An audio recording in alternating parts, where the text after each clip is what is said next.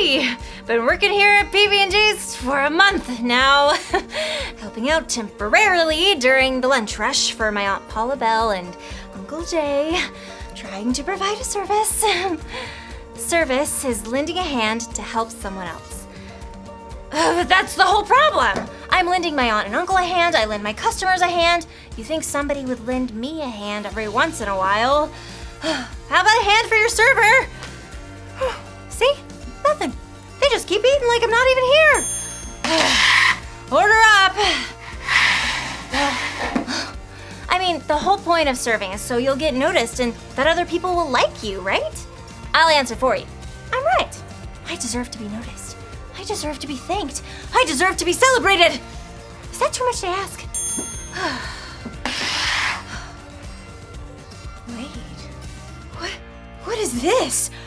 Somebody ordered the PB&J's triple layer peanut butter cake with peanut butter icing, the most decadent dessert Aunt Paula Bell makes here.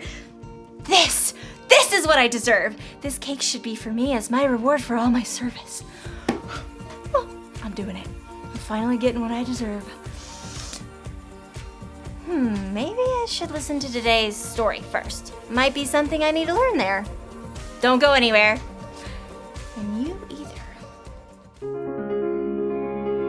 The Bible isn't just a book of random stories. It's 66 different books that come together to tell one story. An incredible one. About God's love for us. And now for an amazing story. Inspired by the book of Matthew, chapter 6, verses 1 to 4.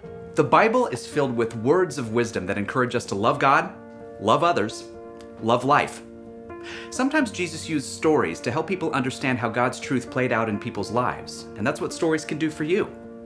The book of Matthew includes words of wisdom that Jesus shared to his followers as he sat on a mountainside. Be careful not to do good deeds to be seen by others. When you give to needy people, don't let your left hand know what your right hand is doing. Your Father will reward you because he sees what you do secretly. Let's see how this truth might play out in somebody's life today. Edna Von Trapp was the best knitter in the whole town of Green Forest. Her knitting needles flew with the speed of hummingbird wings. Knit one, purl two, knit one, purl two. And she created scarves and gloves and sweaters filled with the most amazing patterns of trees and mountains and animals. Her friend Jonas raised an eyebrow as he surveyed the figure on her latest scarf. Is that a Yeti? It should be obvious. Every time Edna went out for the winter, she wore 3 of her fabulous scarves. Okay, it's cold, but not that cold. In truth, Edna just wanted to show off her amazing handiwork to everyone. So when she got dressed for the town's winter festival, she chose a thin silver scarf with woven green vines. She picked a fuzzy red scarf with a lumbering black bear, and then she topped them all off with a blue sleek scarf shot through with golden stars. Then she surveyed herself in the mirror. Impeccable. The sun was shining, but as she threaded her way through the crowd, Edna noticed people shivering in the chill wind. When she reached the main stage, she shoved her way forward and met Jonas. Brisk today, isn't it? Goodness sakes, look at the mayor. Edna pointed to where the mayor, a small slip of a man, was shaking with cold. It appears he lost his scarf. Then he must wear one of mine. Edna grandly made her way to the mayor. Excuse me, coming through important business. As the whole crowd watched, Edna removed her blue scarf and wrapped it around the mayor's neck. I feel fabulous and toasty. What is this amazing scarf? It's made of the finest wool from a rare Kazakhstanian yak, Your Honor. Such generosity shouldn't go unnoticed. A round of applause for this fine lady. The entire crowd applauded Edna. She bowed low and smiled sweetly. Thank you, thank you. But when she returned to where Jonas was, he raised his eyebrows. What? I hope you enjoyed that. That was very generous. I see. Later at lunchtime, Edna ordered a cheddar bratwurst from the gourmet hot dog stand that Jonas ran. And as she prepared to douse the dog with mustard, she noticed a young man in a thin jacket hovering nearby. Well, Are you buying something? Oh, no, I don't have any money. It just, smells so good. If you're not buying, you should get out of the way of paying customers like me. The young man nodded, his teeth chattering with cold, and quickly stepped aside. But later, as Edna was approaching the Tasty Treats truck to get a cinnamon funnel cake, she noticed the young man again. He was eating a bacon-wrapped hot dog. Well. Edna glared at the young man and hustled back to the hot dog stand for a word with Jonas. See that boy over there? I happen to know he doesn't have a penny to his name. Did he steal that hot dog? Jonas sighed as he spooned relish. No, he did not. Did you give it to him? Yes, I did. For free? Look, I could tell he was hungry. And this is my stall. It's not a big deal. If you must give a hot dog for free, give it to the mayor. Then everyone will be impressed and come buy hot dogs. I prefer not to let my left hand know what my right hand is doing. Excuse me? It's just a saying. Well, a Bible verse, actually. A very odd one, if you ask me. I didn't. Well, what is it? I have hot dogs to sell. You look it up. Matthew 6. Jonas handed a small New Testament over the counter to Edna. Turning the pages was difficult with her gloved fingers, but at last, she found the right spot. Be careful not to do good deeds to be seen by others. When you give to needy people, don't let your left hand know what your right hand is doing. Your Father will reward you because he sees what you do secretly. Oh. Another gust of cold wind whipped around the corner of the stall, and Edna wrapped her scarf more tightly. Her two scarves. I need some hot cocoa. Edna glanced back at the treat truck. The young man in the thin jacket had just finished his hot dog. He shivered again as he deposited his napkin neatly into the trash. Hey, you! Me? What's your name? Gregory, ma'am? Gregory, I have 2 scarves. Yeah, I can see that. I find myself too warm. Would you do me a favor of taking this fuzzy red scarf? Oh, well? Edna looked up. Not a single person was watching. She unwrapped the red scarf and held it out. Made from wool of the finest scarlet merino sheep. Oh, thank you very much, ma'am. Gregory took the long scarf and draped it around his neck. Then he wrapped the ends around the middle, nearly down to his waist. I'm about to have some hot cocoa, if you'd care to join me. Why, yes. Thank you. Edna wrapped her remaining silver scarf more tightly around her neck. The wind was still frigid, but somehow that small, quiet act of service of hers seemed to warm her to the very core.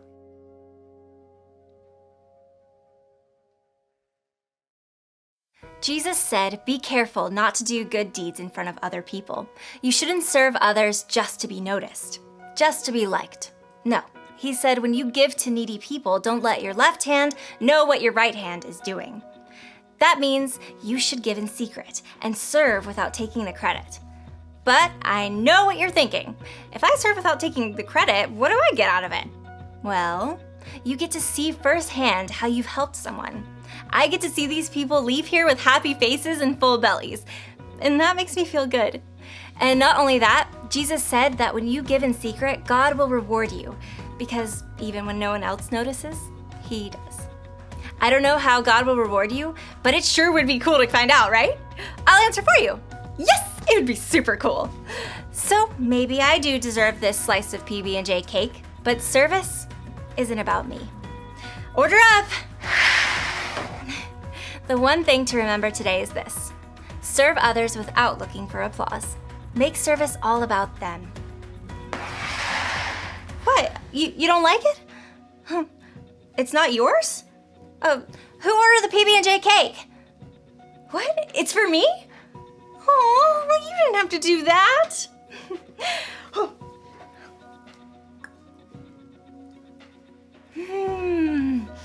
I've got to share this. Forks for everyone!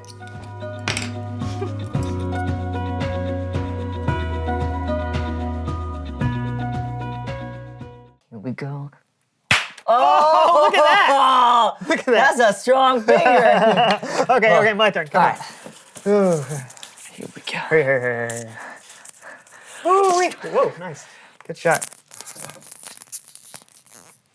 Right. days. I can do this all day. Me too, but we have a show to do.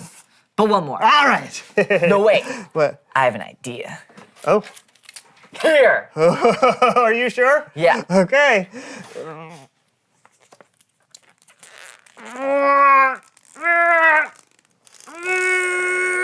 so big! You think this will work? There's only one way to find out. I have an idea. What?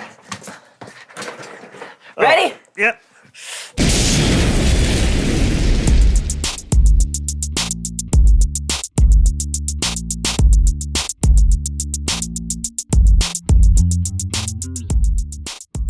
Hello, everyone. I'm Brandon. And I'm Lawson, and welcome to the So-and-So Show. A fun, engaging 12-minute tour de force of comedy, life, and the intersection those have with relevant biblical truths. Is that what we do? We try. So, Brandon, before we get the show on the road... Why we're going on the road? No, No. Well, why did you just say that we were getting the show on the road? just an expression. Yeah, but it's for getting something on the road. It's an No, but it expression can for also that. mean getting something started. It's just an informal expression. Well, it makes no sense. Well, neither does Revelation, but yet that doesn't stop us from reading it. Debatable. Okay, this has gotten off track. What is with all of the transportation jargon? Okay, I'll put the brakes on it. Thank you. That would be.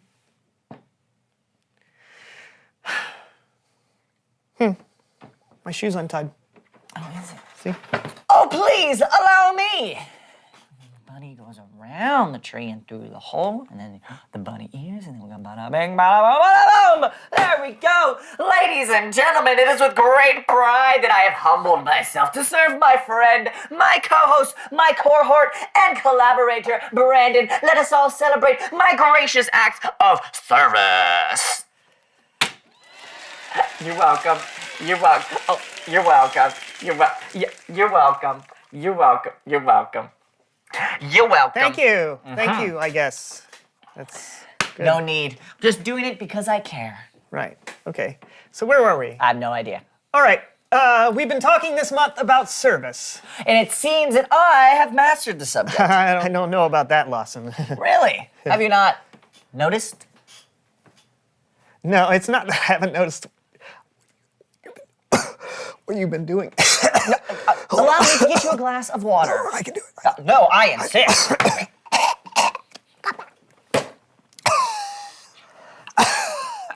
Here you go, Brandon. Some fresh squeezed water. Nothing but for the best for you, old buddy, old pal. 1 and a 2 and a squeeze and a 2. 1 second, almost done. 1 and a 2 and a squeeze and the boom and the 1 and a oh, and there we go. Yes. Bada boom.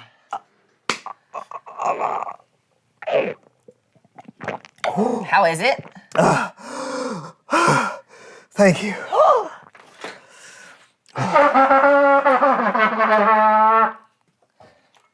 Hear ye, for everyone that needs to see what an example of exemplary service looks like, let me be an example to you all. Okay. No, Brandon, people need to see that it is all about you. Look at how well I served you when no one would get you a glass of water. I found a way because you are my friend and I'm the best friend you're ever gonna have. Did you even read what the show is about today? Service? Yeah, but how far did you get? Not very far. Okay, it's time for a segment we call Secret Service.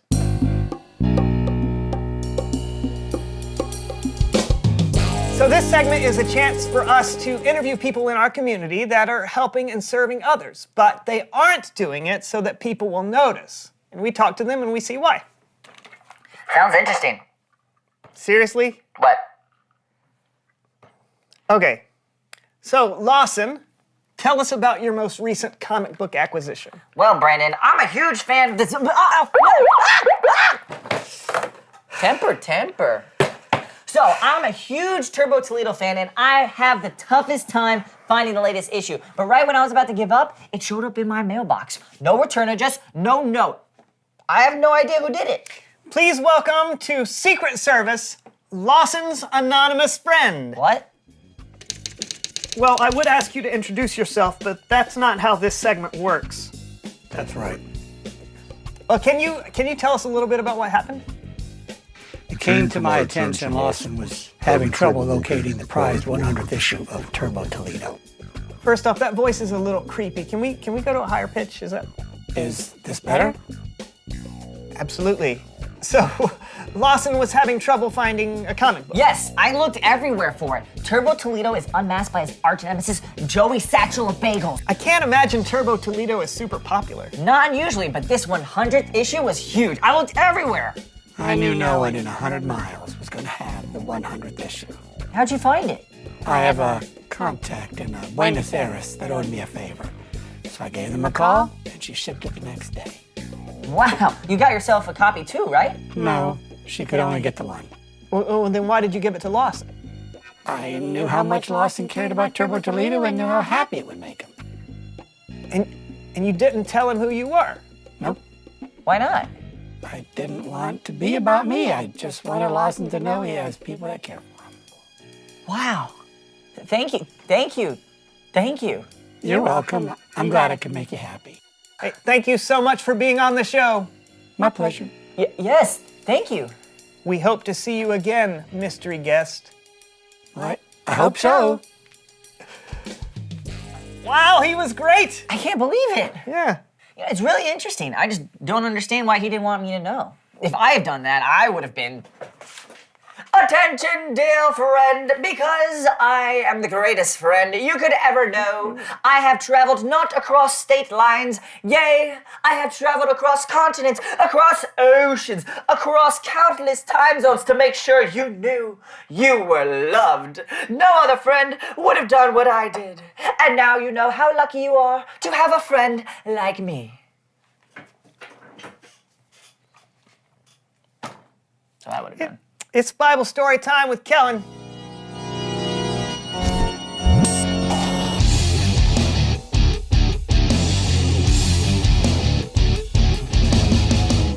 How's it going, fellas? Great, Kellen. What do you got for us today? Today's story comes from Matthew 6. It's a teaching of Jesus, and it's a part of the Sermon on the Mount. Can you remind me, all of our viewers, what the Sermon on the Mount is?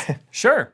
The Sermon on the Mount is 3 chapters in the book of Matthew where Jesus has some incredible things to say about... Like what? All kinds of things. Jesus really takes a look at some things people may have thought about the Old Testament, where it was about following rules, and gave some really fresh ideas to them. It seemed Jesus may have been saying, it's not what you do, it's why you do it. So what's today's story? Well, today's story is from Matthew chapter 6, and it says, "Be careful not to do good deeds in front of other people. Don't do those deeds to be seen by others. If you do, your Father in heaven will not reward you. Let us all celebrate my gracious act of service. When you give to needy people, do not announce it by having trumpets blown. Do not be like those who only pretend to be holy. They announce what they do in the synagogues and on the streets. They want to be honored by other people. No other friend would have done what I did. And now you know how lucky you are to have a friend like me." Jesus finished by saying, "What I'm about to tell you is true. They have received their complete reward. When you give to needy people, don't let your left hand know what your right hand is doing. Then your giving will be done secretly. Your Father will reward you because he sees what you do secretly." Okay, I got it.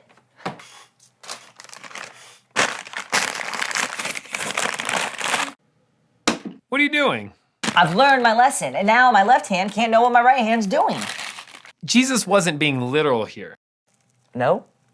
No, I think what he was saying is that we should give to the needy or give to a friend in need in such a way that may not get any credit. It should be so natural that we don't even notice ourselves doing it because we're not looking for any recognition. Wow.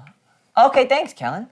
Yeah, that was great, Kellen. Thanks. Yeah, you kind of set up the Bible story nicely. And I think Jesus' words were pretty incredible on their own. A lot we can learn from. Definitely. Hey, see you next time, Kellen. Yeah, see you. Later. You know, I think I get it. Oh, yeah? Yeah, but man, it would be tough if no one noticed my service. Well, what would... Reveal the question! What would happen if you never got credit for serving? That is an amazing question. I don't know. I think I'm gonna have to do some undercover service to find out. Well, I'm sure you'll get some credit sometimes, and that's great. We should encourage other people when we see them doing good. But I guess that shouldn't be the reason. Right. Good stuff. All right, peoples. That's all the time we have today for the So-and-So Show. We'll see you next time. Hey, left hand, what are you doing? I can't tell you, right hand. What are you doing? I don't know. What are you doing? I can't tell you. What are you doing? Nothing. What are you doing? We don't know. What are you doing? I can't tell you. What are you doing? Nothing. What are you doing? We don't know. I can't tell you. What are you doing? I don't know. What are you doing? Ah! Be quiet. What is he doing?